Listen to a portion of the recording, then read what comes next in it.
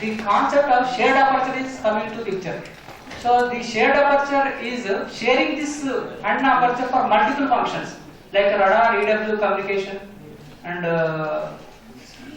that three to four functions. At the same time, it should cover broad frequency bandwidth. Another thing is modular approach.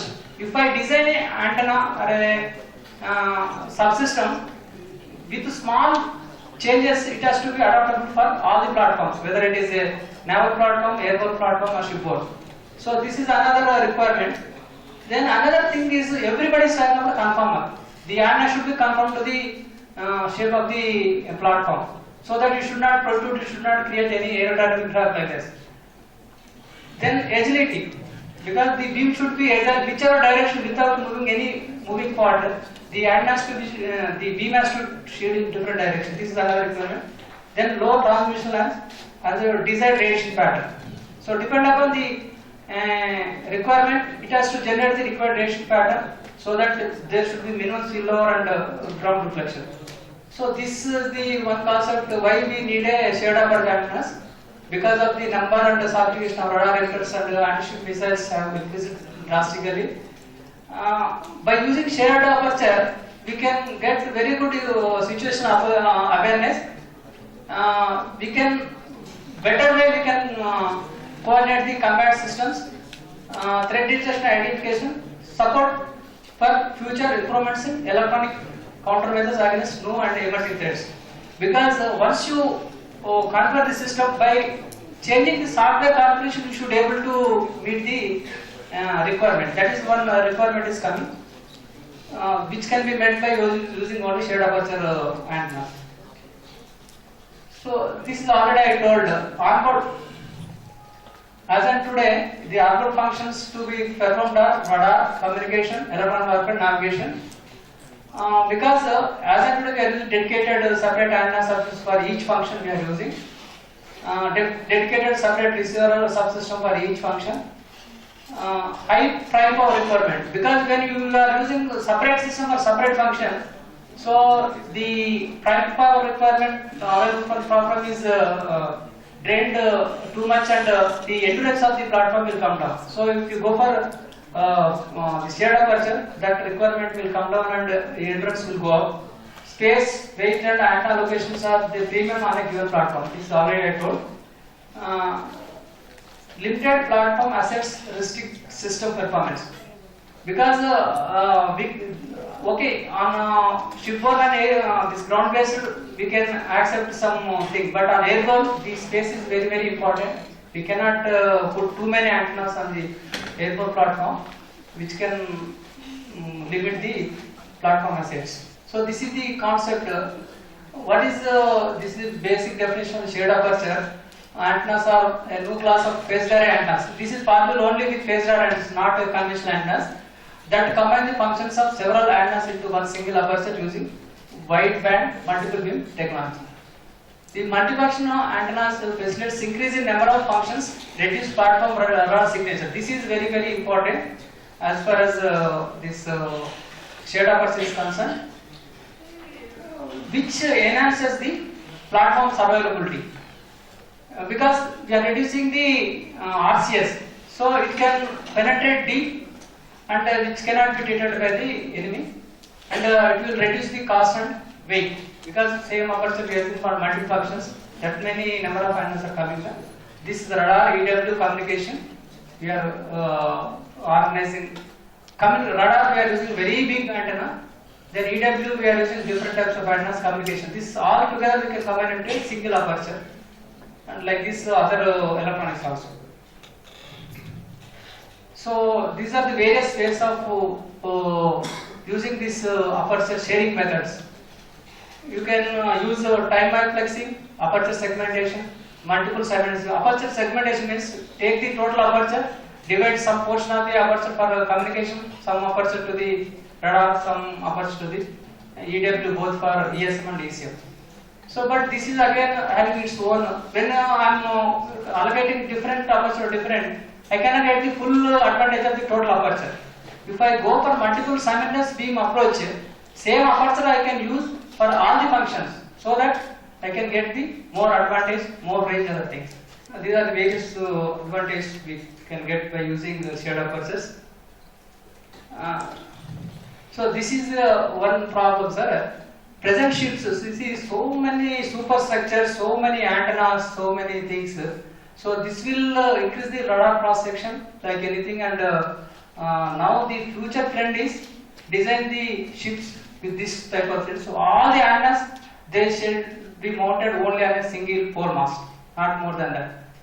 So this is the concept people have already. We are also Indian Navy also took lead in developing this system. That's why we are also already working antenna subsystem to meet these stealth platforms. This is one platform recently. This UK ship I have seen, sir. We went to Mumbai. It has come, and a lot of features are there, sir, compared to our present ships.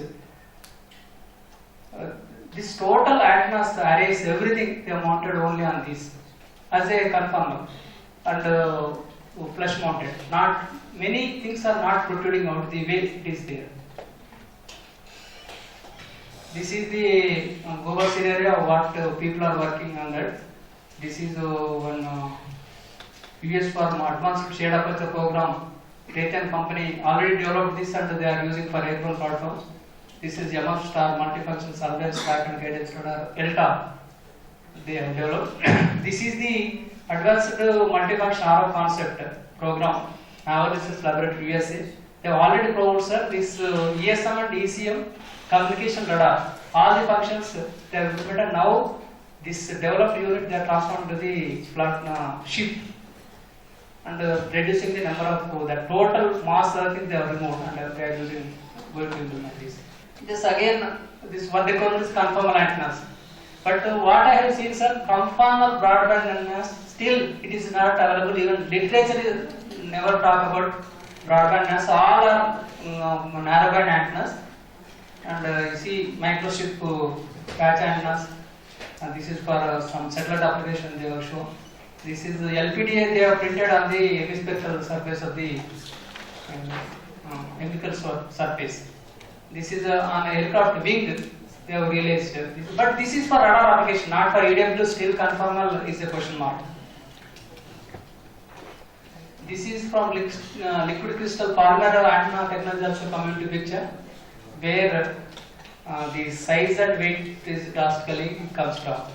But this whatever now I am telling, this is in trends in antenna for all whatever is there. Is narrowband it is available, broadband it is not available. But that's why we are not looking into these things except one or two technologies. This is active aperture. That means instead of generating all the power at one place, distributing various elements, each element of the array is backed by its own solid state amplifier, so that final amplification takes place at the final stage. So it they can work at low voltages, whereas the tubes and MPMs work with high voltages. This is the active aperture array, another technology, printed circuit antennas. I told you, this Vivaldi antennas. These are the various types of Vivaldi antennas what they have used. This is one planar array. This already they have implemented, sir. This electronica. We are also working towards that. We want to enter into MOU. Sir, one thing recently they submitted the proposal covering 180 degree sector with 75 dBm ERP. They told the weight is 1.5 tons. Then lot of limitation. They are telling 6 to 8 inches cover, but 6 to 7.5 lot of deterioration. 17 to 18 there is a deterioration. As a function of scan angle, at 80 gigahertz with off axis 6 dB loss. 6 dB loss due to scan angle, 6 dB loss due to band edges. 75 dBm is becoming some 67 dBm only it is coming. Whereas whatever we have presented the lens fed array system, now we are coming system with 450 kg. Then prime power is 33 kilowatts are in this case, but our case is only 8 kilowatts prime power. So many advantages that now we are debating whether to go for this TR model based phaser jammer or not, whether we will go into collaboration with the one we are working on. These are the various configuration of the solid state phase array jammers for airborne and shipborne platforms. This all another technology coming is plasma again for narrowband application, but its concept is very interesting, sir. The plasma antenna, when it is ionized, it will act as a normal antenna. When it ceases, there is no antenna, it is there. So that way, it is total stealth. Whereas in conventional antenna, whether you are using or not, the capacity is available. That much RC is available for the airfield. Whereas here, nothing. So this is also people are expecting for communication applications. And this is the type of antennas. Just I have gone through the net and said this is the reflector type of antennas using the plasma technology. Then this is fractal. You might have seen in various books. This is basically recursive generated self-student structure with fractal dimensions. Because of this, we can get multi-band operation, but again, they are used only for narrowband wireless applications. Some UAVs also they are using, smart schemes and structures also they are using. This is another some smart films also they are using, sir, to shape the aperture to scan or steer the beam.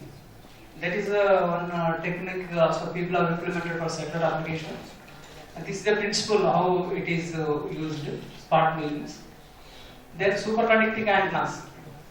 But it is not used, sir. Still, high temperature superconductors are not really. But these are things they are listed. We are going to get the advantages compared to conventional antennas.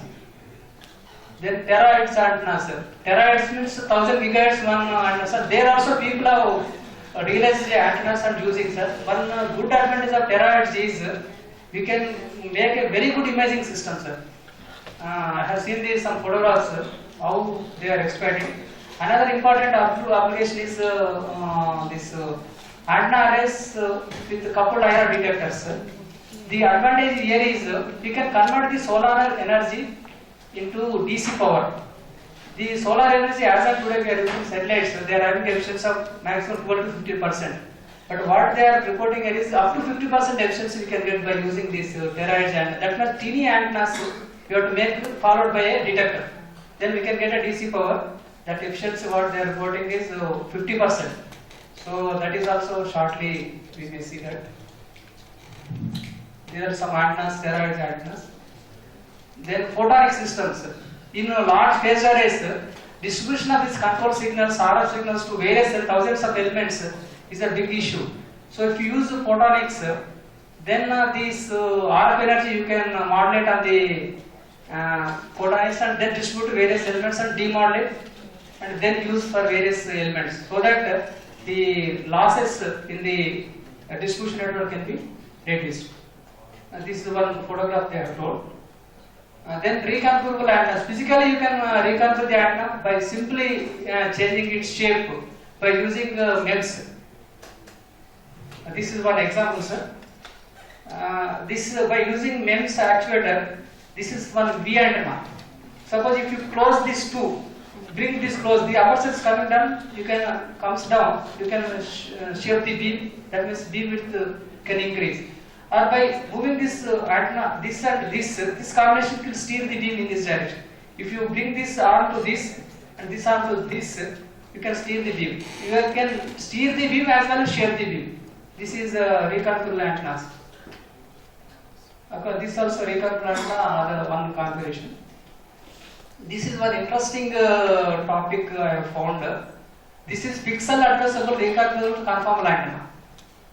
So in this is pixel by pixel physical configuration of the radial structure to provide antenna capabilities. Small conductive pixels in a grid pattern are actuated on and off. I will show the photograph, sir. This is the way they have realized the antenna in Ku band for satellite communication. But it's a narrow band, sir. But within short time, whatever frequency you want, you can make this feed network, patch everything. They have realized the very big antenna with 70 dB gain. 5 years back it was a prototype. Now they have realized and using on aircrafts. Lot of one full presentation I have. They have used and realized. Now they are using on the all aircrafts in US aircrafts for satellite communication. Depending on the requirement, quickly you can configure and use it. So another challenge is, you see, this small unit, it has to do 10 level functions. The antenna, we have to use GPS, we have to use FM radio, RFID, ultra wideband AM, so many Bluetooth, so many functions we have to use for small unit, but all requires one antenna. That means now emphasis is coming in size reduction of the antennas. That is one important area. That is why a lot of people are working on size reduction techniques of the antennas. So this is the antenna miniation, various techniques you can by using this you can reduce the number of antennas, then reduce the radar cross section, improve the aesthetics, span. So these are the various techniques for reducing the size of the antenna, like loading the antenna with inductive capacitor loading, modification, optimization. You can shape the geometry by bending, folding, metering, helicaling, spiraling, space filling, curves, fractals. So many ways are there to reduce the antennas. Then using artificially engineered electromagnetic materials, metamaterials also coming into picture. But these things most of the time for narrowband application. These are the various techniques in realizing the reduced side antennas, like I told, folding, and by providing this, those who are working in microstrip antennas, they will come across by providing slots. You can reduce the antenna size. These are various factors. Instead of like mentoring, this you can reduce the antenna size. This is another factor. This technique I already told, inductive and capacitor spiral. This is great importance for our application. We have already implemented, achieved the performance. This is another important thing, sir. All these days, any antenna array means we want to remove the mutual coupling. That is one of the biggest problem in all these days. But people here, they have used the mutual coupling for the advantage by using multi-layer printed circuit concepts. They have realized the antenna 33 is to bandwidth, that what we call as fragmented aperture antennas. By using these genetic algorithms, other techniques they have used, and different patterns they have used in different layers, and combined together to get the antenna covering this bandwidth. One more paper I have yesterday I saw, under this to 1 bandwidth they have achieved. And another beauty is this is total planar, sir. So once it is planar, it can be made a conformal. That is what antenna now we will also work into this area. This is very interesting. This is again variable antennas to reduce the weight on soldiers, where these textile antennas are coming to picture. This is also one good area. This direct antenna, but people are talking by using this technique we can reduce size of antenna, but it is not that popular. Then measurements, you know, the various techniques I am not covering. There are various techniques, near field techniques.